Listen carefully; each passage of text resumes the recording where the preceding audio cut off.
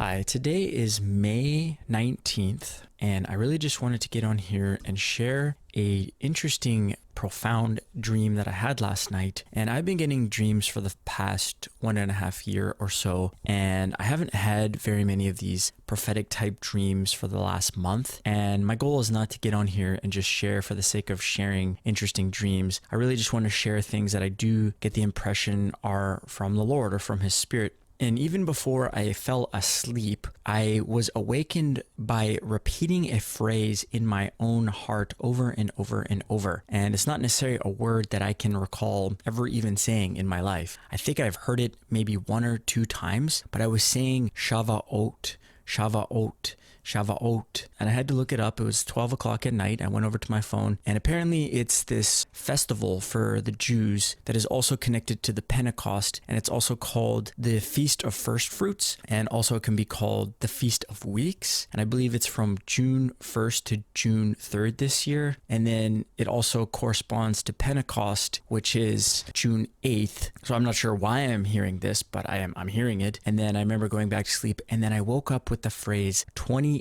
days. And the first thought that came to my mind, again, which I thought was very peculiar, was this movie Donnie Darko. I've never watched it, but my mind was connecting to this from other people's statements about it. And I knew in this movie there was something about 28 days. So I had to look into it. And a short little sentence about it is that in Donnie Darko, 28 days is the count of the end of the world caused by a time loop.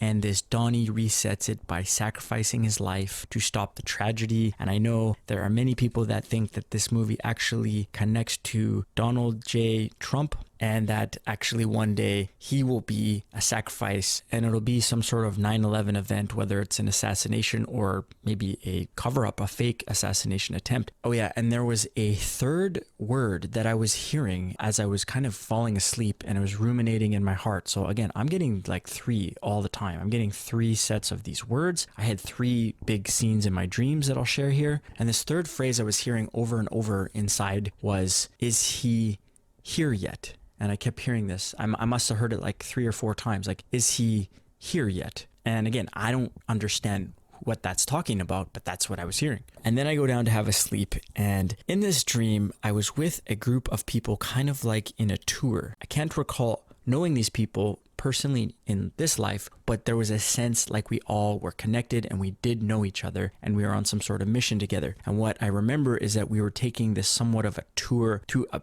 big elaborate zoo, and then this scene shift kind of to some sort of cafeteria within the same setting of a zoo. And I remember it was a massive buffet, and I could see all the types of food that you'd want to eat, and then there was a massive lineup and everyone was getting their fill. Everyone was putting a ton of food on their plate, and then we sat down and we were kind of having this meal together, this feast with this group of people that I was with. And then I remember looking across from me and I saw my uncle, and this uncle of mine is not necessarily a believer. And I remember he started to begin to talk about the rapture, and this really got to me because that's something that I feel like in the last 1.5 years, the Lord's really peeled back my eyes to understand it through the scriptures, and that it's an actual event that's going to be taking place. And so I'm really passionate about it. And so when my uncle was talking about it, I wanted to fill in the gaps because I could see he didn't really know too much about it, and they all kind of wanted to learn more about it. And then the dream switched to a very interesting scene where we were entering this kind of hall where it was a concert, and kind of like a guy that was speaking really fast at an auction. So like he was speaking about, oh, there's a YouTuber over there and I want to say, welcome to the party and all this. And he was speaking really fast. And then he also said all of a sudden that, oh, I welcome Obama. Obama's in the room. And he was saying these things, and it was very engaging for everyone to listen to this man. And I mean, it turned into some sort of a disco, a dance, lights,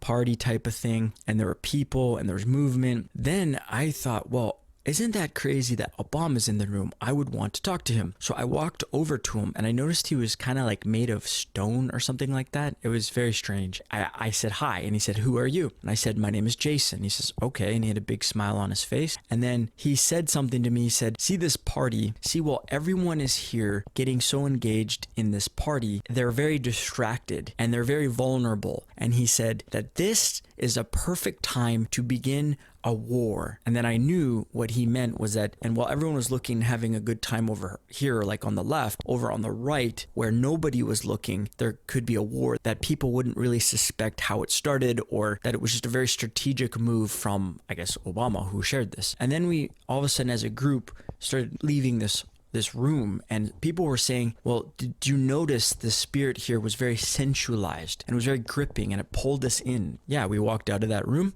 and then we were about to go into like another doorway. There were some people all standing there, and I noticed some people look like they're from Africa, others from maybe Europe, just all over the world. And one person felt very guilty after all this sensational party that they were a part of. It's not like they wanted to be there, but they were there. And as they were sharing their guilt, I kind of interrupted, and I began to share the gospel. And I spoke it with such clarity, and I basically was saying, it is not for you to feel guilt because of your own unrighteousness. You are not going to be able to make yourself righteous. But if you take your confidence, and if you take your belief and hope and trust and put it in the finished work of Jesus's blood that was shed for your guilt, you will be wiped clean. And that is a gift from God. And that is the gospel. And as I began to share that, this whole group was very captivated and was almost relieved, like, wow, he's finally sharing what we've always known, that we're saved by God's grace, but they kind of lost touch with that through all the voices and the words that were taking place in the world. And unfortunately, it's kind of like the Galatians, where they start in the spirit, but these people, these lost sheep, had kind of ended in the flesh. And it was kind of like my goal and my job to bring them back to remembrance, the knowledge of the true gospel that's talked about in 1 Corinthians 15, that says, now I would remind you, brothers, of the gospel that I preached to you, which you received, in which you stand,